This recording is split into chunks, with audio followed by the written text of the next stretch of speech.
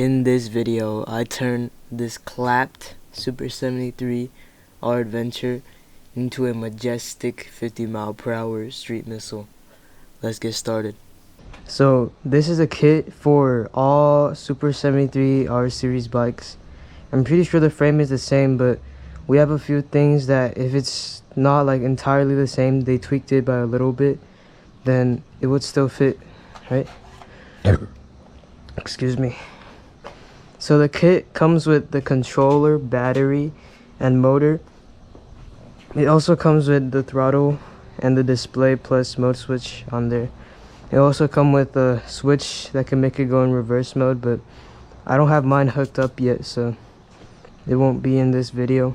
So this part contains the battery and the controller. And when you get it, it will look like this. This will be a future add-on for like a key ignition. I'm still working on it.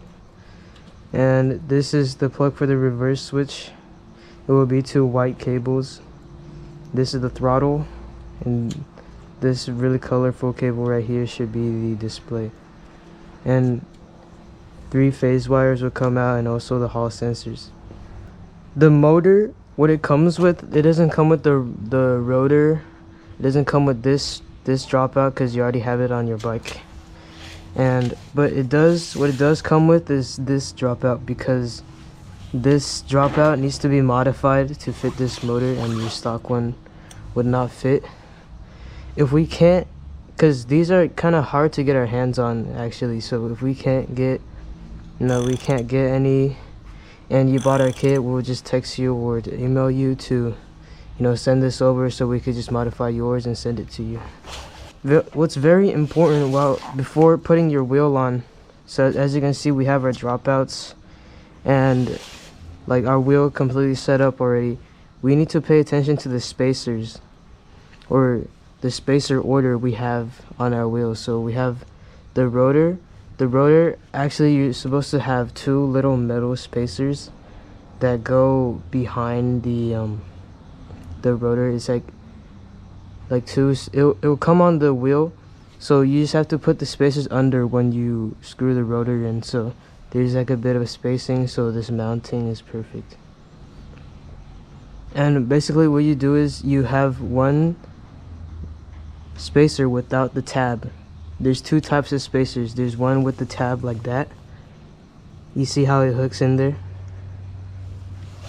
and then there's one without the tab. So you want to have one without the tab on the inside of this one, and then the left dropout with the brake mount. This is the motor cable side, by the way, and the rotor side. You want the spacer with no tab, the dropout with the brake mount, the spacer with the tab, and have the tab hook into that little open space right there, and then the nut goes on the end. And remember to put this bolt in too, because it locks in the dropout. And on this side is really simple. You just slide this block on, and you have both of the spacers. It doesn't matter how you put them, just make sure it can go down flat, and just torque the nut down. What you have to do to put it on is, you already have your bike stripped apart, because you want to take the rear wheels off and everything off in the middle of your frame, and the cranks and everything you could keep it on. It doesn't really matter. So what I want to talk about is the light setup on these kits, because our controller, we couldn't get like a really good controller with like a 12-volt converter. So we have a controller without a 12-volt converter. So what you could do is you could get a battery powered Baja Light, or you could run this setup that I'm running right here. I'll show you. I'll link this power bank in the description. I have a 30,000 milliamp hour battery bank strapped under the seat where the stock controller is, because this space will be completely free. You could actually put like a RC battery here and run on your lights. And then I have a Rocklight type thing. I have constantly charging from the battery bank. So also switch to red too. I'll put that in the description. And then I ran a little cable. I'm not sure if you can see it. All the way through the frame to the front. It's like a Type-C charging cable. And then it basically connects to this light. This is not the average Amazon light bar. This is like the $40 version. It's bigger and it's also like brighter. Like even in daylight, you can still see the light. It's like really bright. Let's talk about the battery mounts. So it will come with two mounting blocks. There's one that's thicker than the other one. The thicker one, or is wider actually. There's one that's wider. The wider one will go on top because you see how the top is wider. And the kit will come with these screws, or these bolts with washers. You gotta remember to have the washers on. You put them in. And the way we make sure like this kit fits like every bike frame is we have these spacers for when you're mounting this onto the frame. We have these spacers that could go here, and if your like spacing isn't perfect, you have this on top too. If it doesn't fit like snug, you have to push it in like with like a little bit of force. If it's not snug, then you need to add some belt spacers. So the kit will come with 5 of each. But I only have to use 3 on top and 1 on the bottom. So if you slide the battery in your frame and you feel like it's loose and you can move it around and stuff, that's not good. And we also have these spacers for like sticking here. That also like it prevents the case from moving forward and backwards. I'll go over how to put the wheel on after you have like, all these spacers and stuff already on here. So for the wheel setup, you need to have the rotors. They have this included spacers, like the little round spacers. You're supposed to have them behind the rotor. And then you have one flat spacer without a tab, without a bent tab. You'll see what I mean if you open the kit up and stuff. And then you have your brake mount dropout that looks like this, and then the bolt. And then you have the spacer with the tab. So the tab, you can see, I don't know if you can see, it goes in there. If you can't, I'll take a picture later. And the nut clamps everything down like that. And on this side, you have the modified dropout, and you have the like, you don't, it doesn't really matter. You just have 2 spacers. There's one with the tab and one without the tab on this side, and then you clamp it down with the nut. So I'm pretty sure the rear brake side is on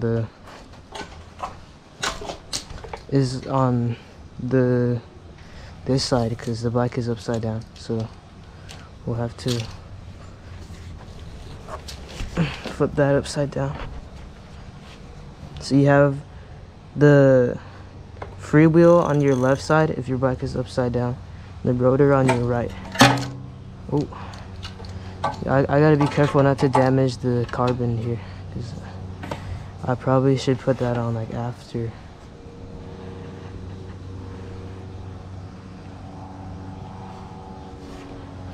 Oh, I have gloves on for this. Now you get your dropout bolts, which you should already have them. Four bolts that look like this. Okay, they go through the side and go into the dropout. So what we have to do first is we have to get Loctite for the dropouts so they don't start like moving. Let's shake up your Loctite.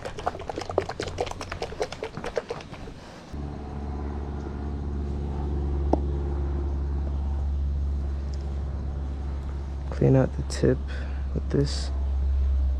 Okay.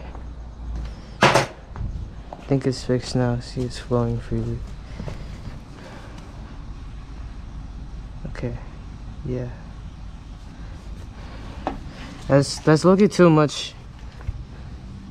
You don't need that much Loctite. I just accidentally put too much because the bottle is so open now that tiny squeeze gives you so much Loctite.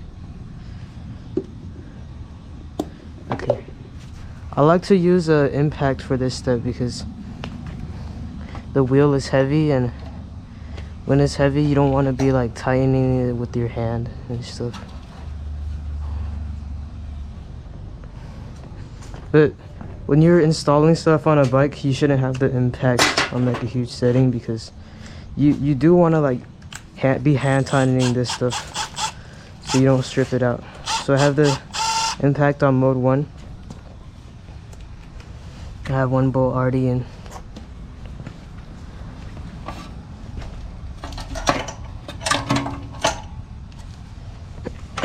Just lift it up, and then the motor cable has to go through here.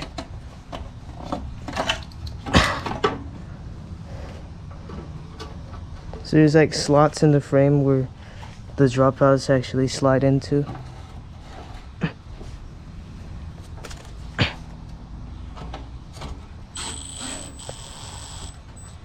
Fuck. Oops. No swearing.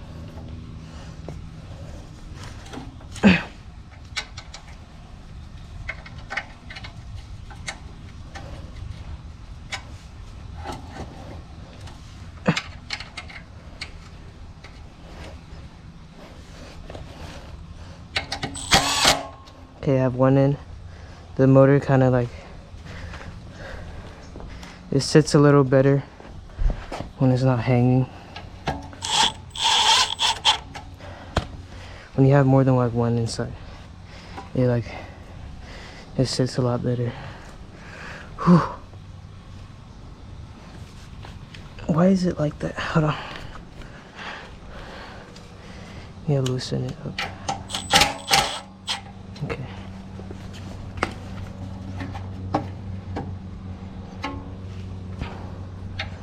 Need the second one to go in also.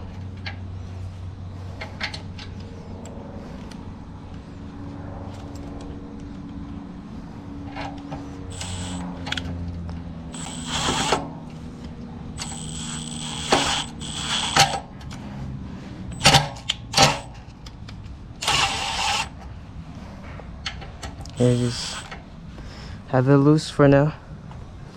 Oh yeah, I'm not running a chain on this right now because the way I bought this bike, it was probably stolen or either like really clapped or stolen. This part was bent and I'm not able to get my hands on more dropouts, so yeah, it's just sitting like this right now because I can't get like a, what's it called, a chain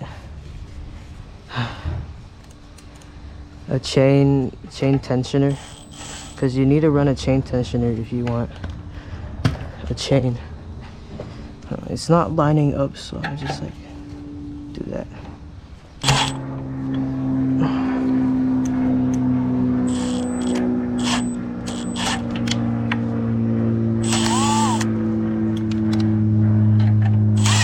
Okay,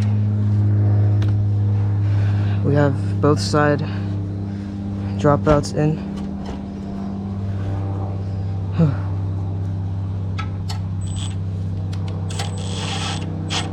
You want to have them loose so you can like slide them up and stuff. So I'm gonna slide my wheel all the way to the front, so then it's like slightly more secure and stuff, I guess. Okay, it's all the way at the front now. Just gonna impact it real quick. Okay, never mind.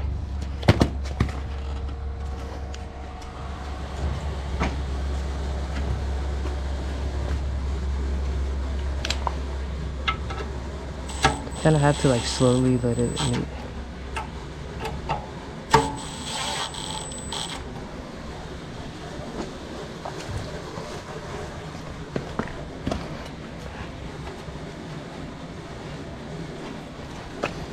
Okay, I have to keep tension on it with my hand so I can tighten it. And After you do that, you hand tighten it. I need a drink. The 5 Allen key. And just tighten it up.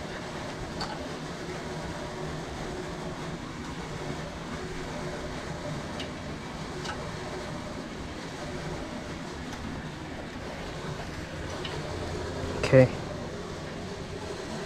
These have to be really, really tight.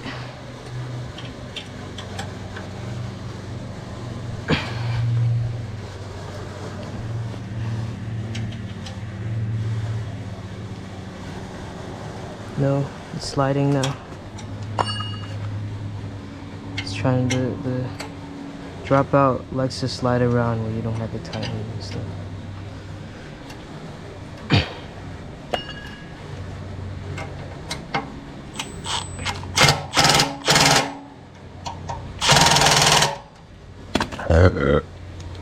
Excuse me.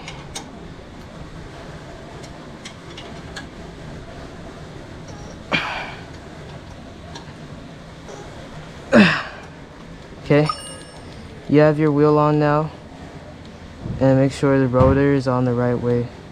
This is the right way, by the way. The rotation or the braking is going this way, so the forces distribute across the rotor, or the spokes of the rotor. This is what I see like a lot of people doing, like they put the rotor on the wrong way and they're like, no, why did my rotor like break in half? Like, that's why.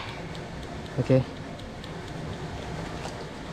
so one really important thing for this is to really lock tight, or make your rotor bolts really tight, because if you look in there, the motor cable is practically it's almost touching the rotors, or the rotor bolts.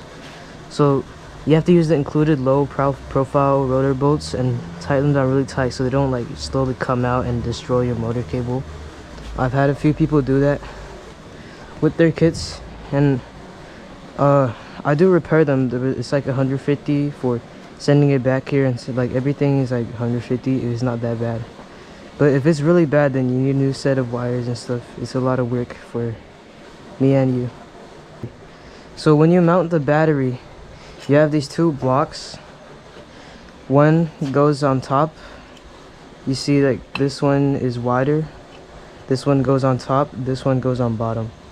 So on bottom, that means next to the cranks at the bottom, not like when your block is upside down. Okay. So in order to like ensure the battery is snug, like before you even clamp it down in the frame, the kit will come with 5 each of the top and bottom spacers. They're like 1 millimeter thick each. You have to calculate, or you have to try putting the spacers on here and putting the blocks on here, so you know that the blocks like slightly, only slightly, okay, you don't have to be like have to punch it to put it on. Only slightly. They slightly like make the fit snug, so the battery won't like move around and stuff even before you put the clamps in. So okay, so I've already calculated or tested the number of spacers I need, which is 3 on the top and one on the bottom. I want to use more on the top because the bottom block, the bottom is really thin, so you should always have like more on the top than the bottom. It's just better for the integrity of the kit. Okay, now you see we have these wires sticking out here. We're gonna mount the top wider block first. Use the Loctite into the retap that part so it like gets better and have more strength. But these clamps they're really just to hold the battery from going side to side, so they don't gotta be like really tight. Okay.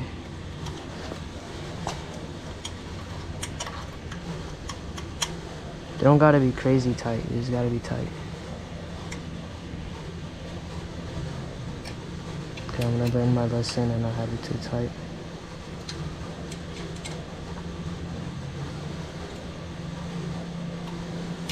Because the Loctite does most of the work here, really.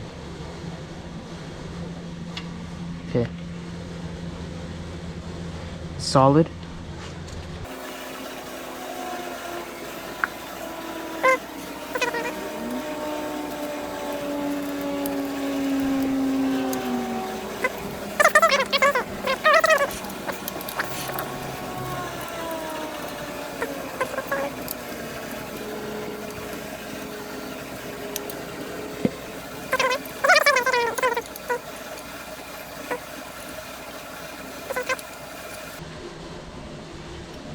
Okay, so we have both of the mounting blocks on.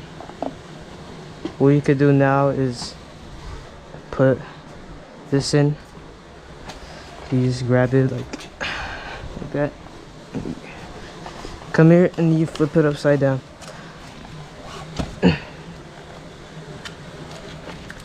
Okay. And you have to like have it go down.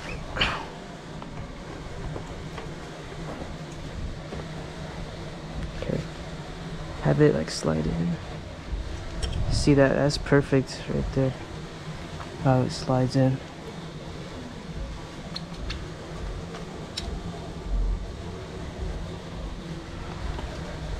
Now I need you to check if there's any up and down play with the battery. Side to side doesn't matter because we're clamping it down. If there's any up and down play, add more spacers. Now, before we insert these two clamps, put these. We'll come with 4 of these spacers. You just have to see where do you have to put them. These are the skinnier ones, obviously for this side. I'll just put 3 in there.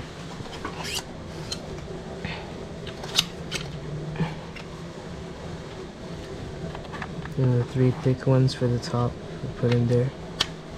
And yeah, I think we're ready to have these going. So there'll be 2 clamps. They should be already in the battery when I ship them to you, so it's easier to tell. There's a longer bolt that goes with the thicker clamp and the shorter bolt that goes with the skinnier clamp. What I love to use to install this is a 10mm attachment on an impact, but this is a really important part. Okay, you can't over tighten these, or you have to get your case repaired.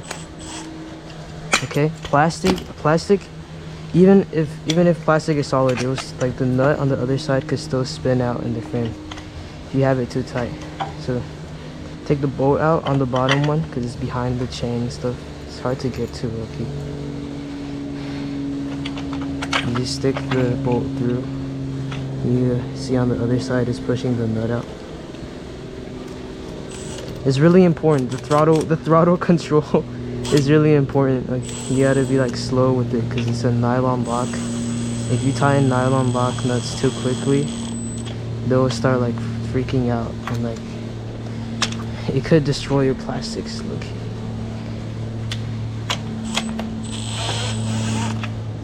looks like this spacer isn't fully in there.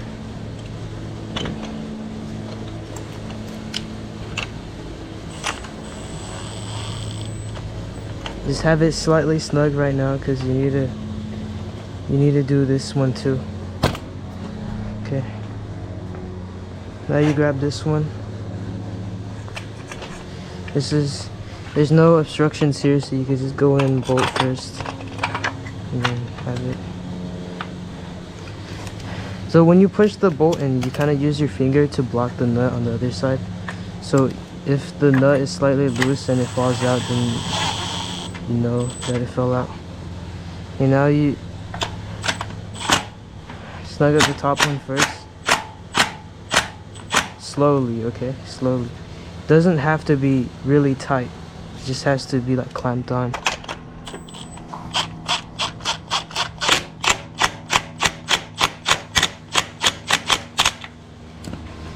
Once you feel that it's solid on the frame, it's probably good. Okay? If none of this stuff is moving around on its own, the clamp, this clamp, and then everything feels solid, then we're good.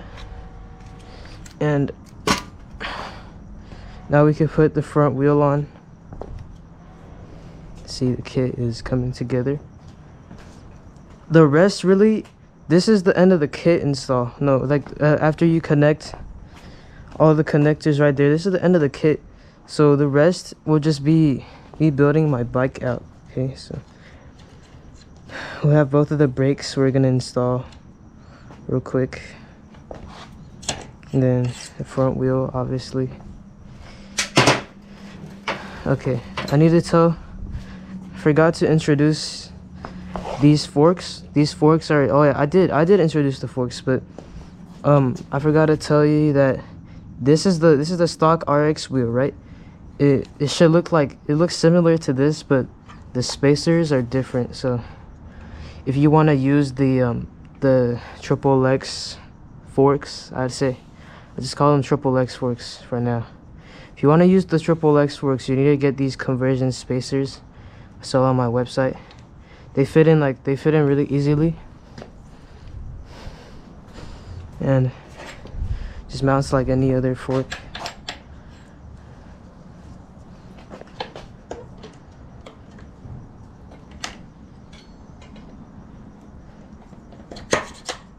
Or any other through axle fork, really.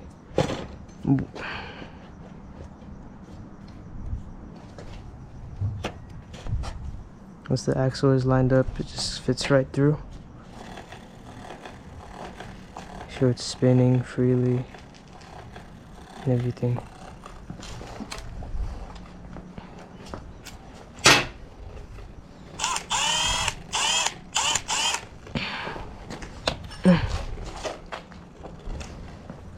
Get the end cap for the axle. He's kind of rubbing on that fork guard right there. I don't like that.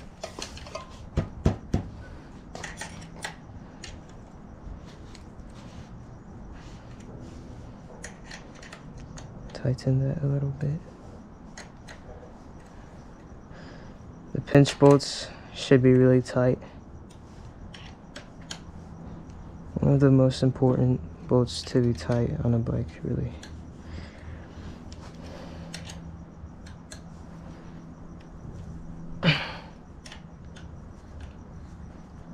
I wouldn't use the impact for this part. It's easy to strip and you can't get the tension right or the tightness right. Or you can use the torque wrench. Torque wrench is better than hand. And impacts are really only for removing stuff, so don't be using impacts on normal parts like this.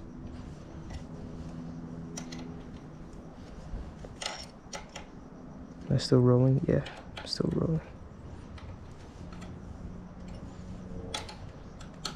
These rotors I have on the front, they are the 180 miller Lewis rotors on the website. Ooh, they're actually on the wrong way. The rotors. Wait, no. I'm just spinning the wheel the wrong way. Rotors are on the website. Lewis rotors. Lewis is so underrated. Like, people don't like Lewis Tech because they see, like, because Lewis doesn't do advertising here. They don't be advertising. I don't know why. This is really high quality, but they don't be doing advertising here. So we are actually an official Lewis dealer. I went to China to pick some samples up on the Lewis Techs. These are the EP6 Plus. Look at this fat caliper. DOT, they use DOT 5.1. So they're like moto brakes, but for supers. They're like just hella strong. These are the biggest, I would say the biggest brakes you could put on a standard post mount. So these brakes, they come with like a built-in 20 mil rise. So if I put these on the front, this mount is made for like a 160, but I have a 180 rotor. This will just fit perfectly. But Lewis EP6 on the front is kind of overkill. So what I have on the front for this build is the SRAM Maven Silvers. SRAM Mavens are like my favorite brake outside of Lewis. SRAM, like those are like really good for not being DOT and stuff. Okay. So I think we have everything on except the brakes. We'll be able to go on a little ride soon. So I think we can flip it up right side up now. Don't have a rear brake to stop it from slamming down, but it's alright. We have suspension now.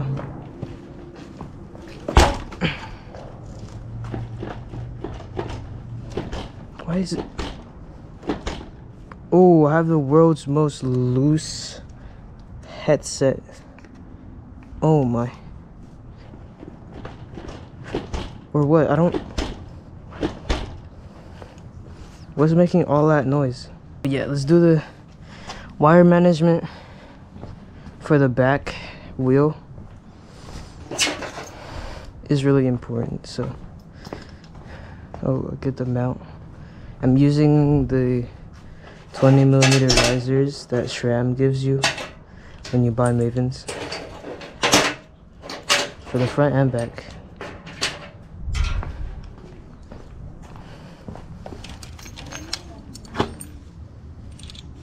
This mount, really high quality mount, goes on like that.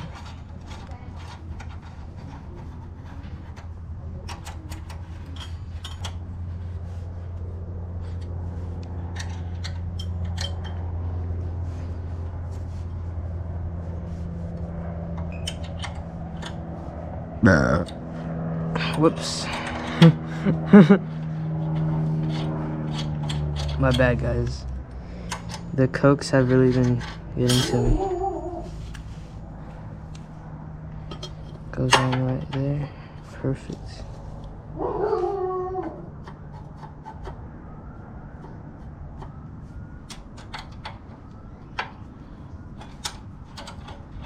Top of the caliper barely clears. But we're good. Actually, I think I'll put a spacer underneath this so the caliper clears the top. Steal one of these real quick. Okay, put a spacer on.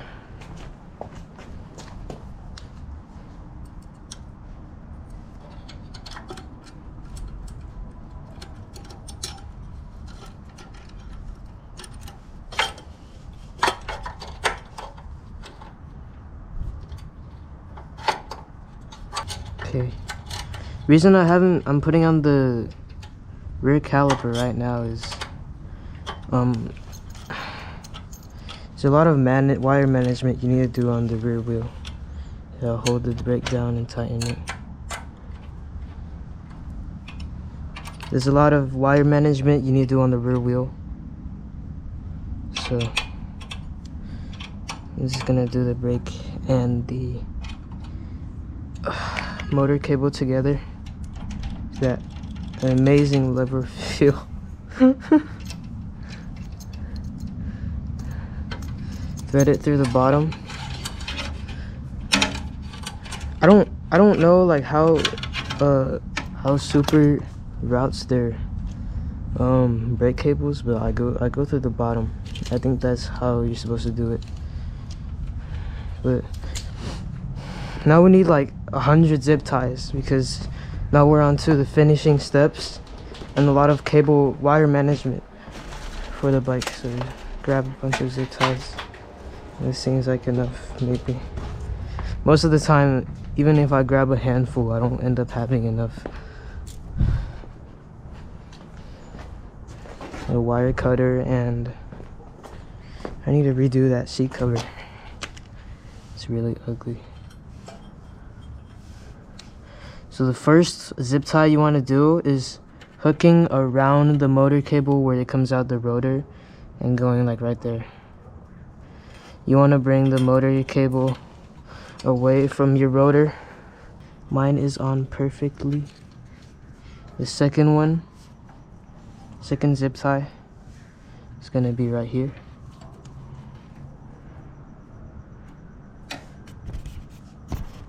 You can see if the camera is even getting this.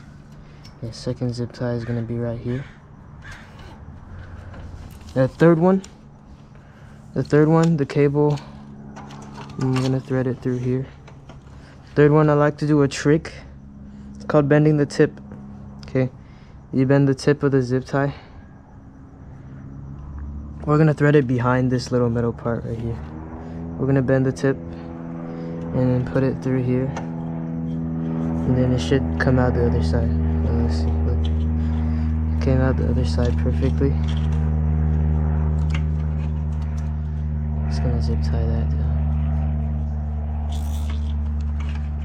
I'm gonna leave like a little bit of play on this, so when your swing arm moves up and down, you don't want the motor cable management to be like rock solid. So see how this is up here and this part is like all loose? That's good because, you know, the swing arm moves up and down and stuff, and your motor cable can also move without getting stretched and ripped apart and stuff. Okay. So problem is, this is too long, so what I do is I make a little loop around, then I just put it in. Color match the phase wires. There's two sets of phase wires coming out the motor. The other one is just a spare Hall sensor. In case one of your Hall sensors fail, you could use the other one without getting a full repair. That's why I chose this motor instead of like other motors to include with the kit. See here? Remember the two wires you threaded in from the front? Throttle goes with the throttle cable. If you had a reverse switch, it would go into this one, but I don't have mine on yet. Put it on soon. Display cable goes right there, and you could kind of just like hide the connections either in the top through the frame or just like put it in here. No one really can see. Only people would see. Only thing that people see is this part right here. Okay, so at this point you have your display and everything mounted up. You should be able to start your kit up, no problem.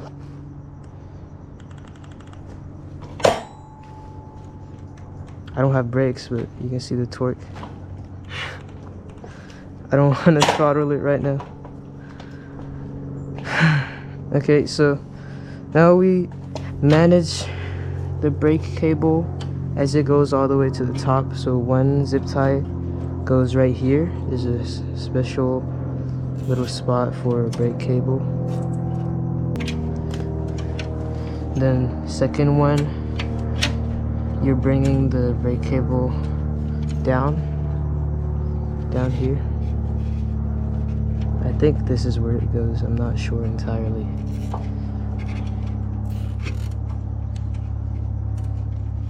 And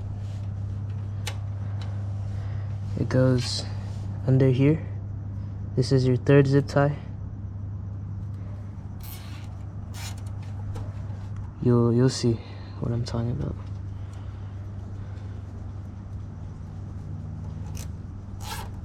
Fourth one is gonna bring your cable underneath the swing arm. Fourth. No, this is the fifth one. Manage it underneath. See how this part is loose too? That's good. Because the swing arm has to move.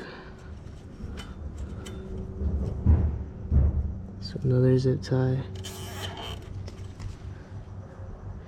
So here's the short one down here.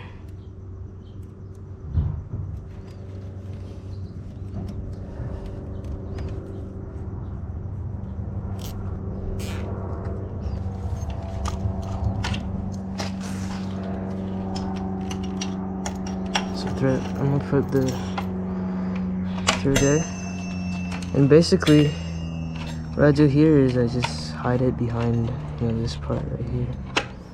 Now I have a loop zip tie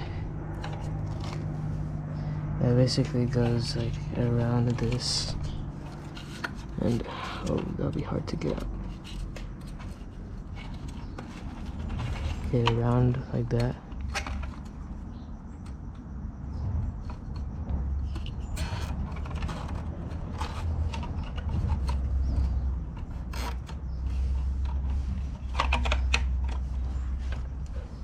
Okay.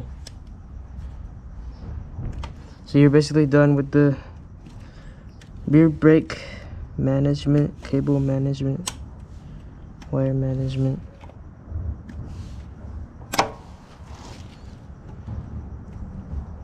Cut it, bend it.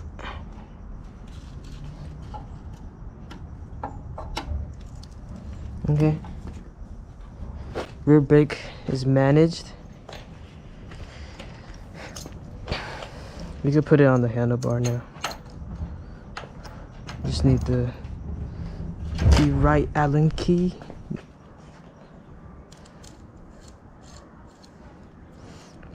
Yeah, I'm really trying to shorten down on the video length for these builds, because if you guys haven't seen the last 72 volt conversion on the ZX, that video was an hour long, and you know, the editing in that is really terrible, and I forgot to say a lot of things.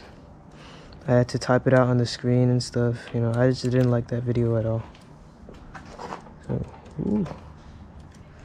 Oh yeah, Lewis techs are, I think I already glazed Lewis one time this video, but let's glaze them again. Lewis really has the best EP6 brakes. I don't know about the small brakes, but you really shouldn't be putting those little small brakes on the E-motos that go like 50. You should have DOTs, and these are my favorite. Like, they look cool too. Look, I haven't bled these once. These are the same brakes from all the way from my ZX. I haven't needed to bleed it once, and it still feels, you know, like day one. It still feels perfect. Okay. Now I want to put on my front brakes. I have to use another 20 mil riser. Oh, drop the spacer. I have to use another 20 millimeter riser for the front because I'm running a 180 rotor. I'm getting some 200 millimeter rotors in, so I might get 200 millimeter rotors and run them on the front, because I also I'm restocking 40 millimeter risers from Lewis on the store, so check it out.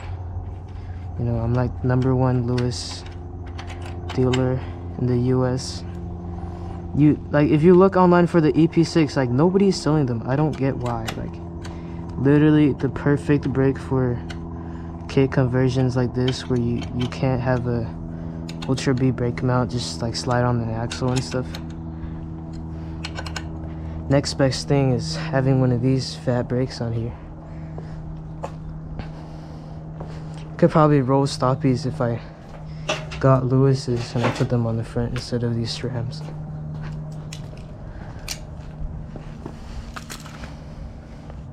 I also need to give my SRAMs a bleed,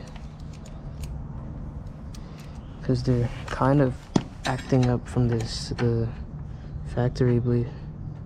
Factory bleed on these aren't super good.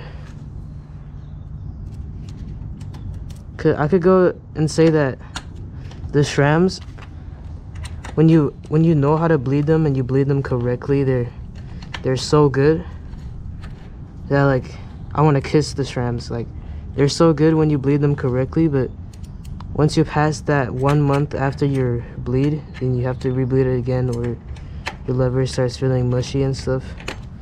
But you know, if you have a bleed kit, then bleeding it once a month isn't bad at all. like in my opinion, to have, you know, these amazing brakes. I'm really a glazer. I be glazing SRAM and Lewis, but the SRAM lever feel is really easy to pull and is way stronger than any other mountain bike brake. It's really just a matter of if you want a big brake on your front, because on the front I really could have gotten EP6s, but I just didn't want to. Like, there's two of these big levers on my handlebar could look weird.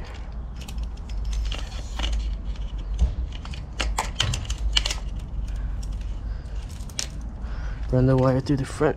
Oh, I'm out of zip ties. See, what did I say? I'm out of zip ties. Handful of zip ties. First one in the front goes through the fork guard. Seen so many people like not know how to route a front brake. It goes around the inside, not the outside. So a little hook from something on the side of the trail or something, it won't like hook and destroy your brake cable.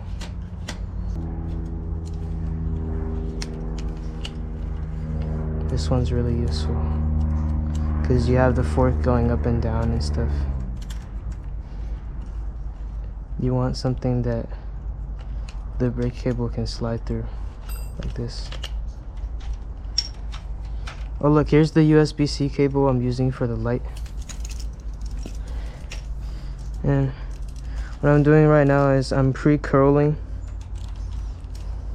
the loop because I got a rear brake for the front, so if I wanted to I could switch. Yo, the Torx, where's the Torx? If I wanted to, I could use that brake on the rear of another bike if I wanted to. So I always get rear brakes only for SRAMs and stuff, because SRAM, the front and rear, whoa, where'd it go? Front and rear levers are the same, because look, this side and this side, they're the same. So you could either use it on the front or rear of a bike. It doesn't matter. The hose is long enough. That's also true on the Lewis Tech. So yeah, these two brakes are really similar. They're like top of their class. And the levers are symmetrical, which means they could be used on the right or the left.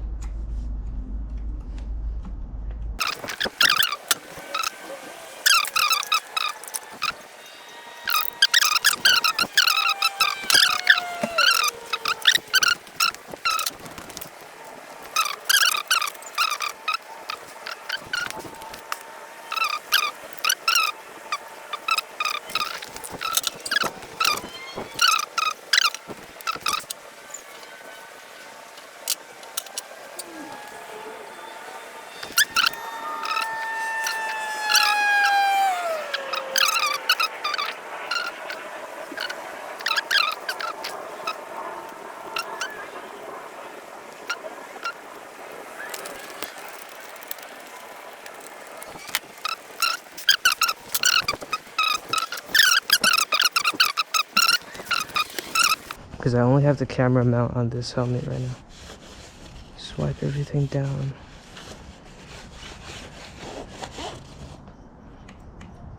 Perfect. What is going on? Okay. The coil, and it comes together with the zip tie.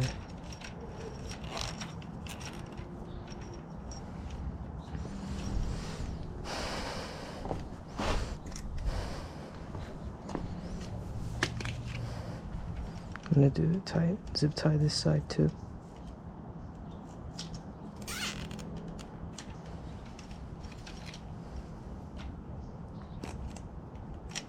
Dude, this wire cutter is not cutting. It's pissing me off. Okay.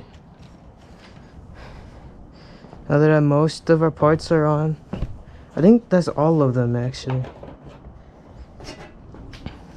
Yeah, that's basically all of them. That is all of them. Except the light, which I'm putting on right now.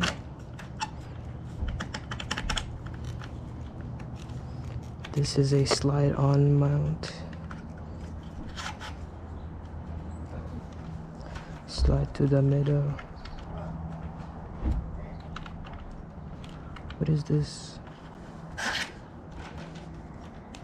Don't come through the middle. The foot.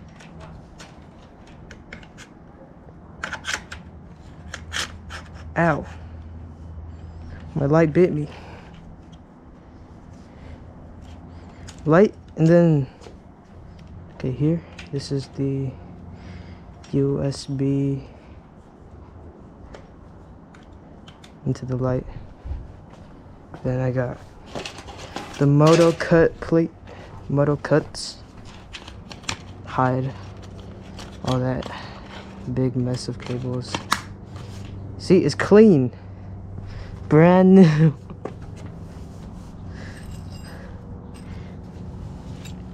And I'm not joking, it looks, the number plate is like the #1 invention in biking. Cause you don't even gotta do cable management, you just gotta shove it all behind the number plate.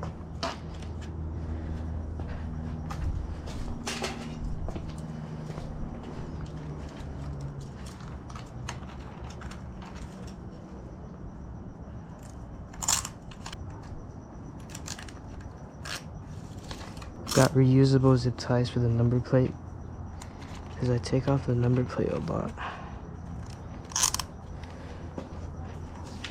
Okay, I think we're done. Yeah, we're done. That was quick. Way quicker than the last time. I spent 3 hours in my garage working on the ZX.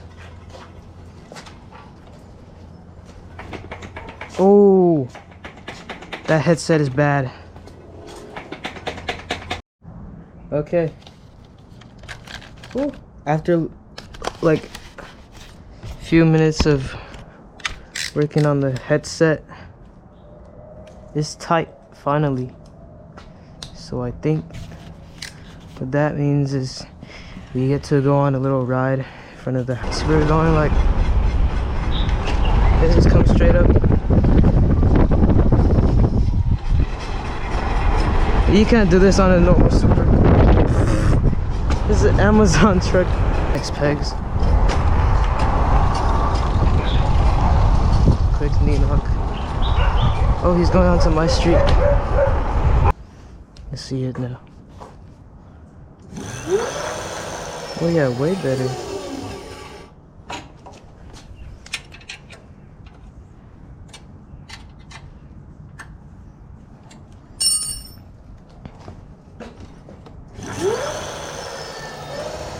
See, 50 miles per hour, completely silent.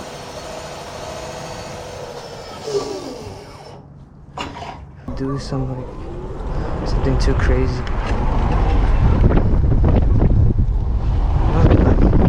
Yeah, see how easy I could like keep the wheel up? You could never do this shit on a normal Super. Like, try that on a normal Super and you'll probably like, nothing will happen. You could get on your pegs and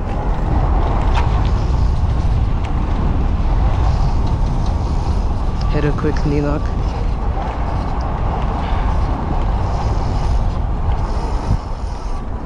Oh shit. We installed the 72-volt kit and took it out for a little test ride. And we fixed my broken headset. And if you want to get this kit, put the link down in the bio, or you could go to cheesemotoworks.com, or Google us, find us anywhere.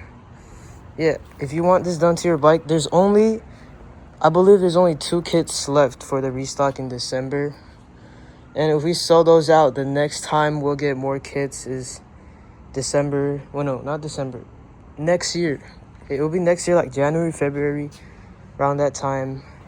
we'll get our next batch of kits in, so get your orders in. So which bike I should do this on next. I'm thinking maybe the Z Miami or S2, but yeah, the S2 will be really easy. I'll probably just do both, but which one do you guys want to see first? Because I'm getting a lot of demand for the Z Miami, but for that kit, I'll have to make a custom rear dropout, because that dropout on the rear of the frame, I don't trust it. So let me know what other brand bike maybe you want this on. Yeah, follow the TikTok, because I post on TikTok really often about other bikes and stuff. Yeah, see you next time.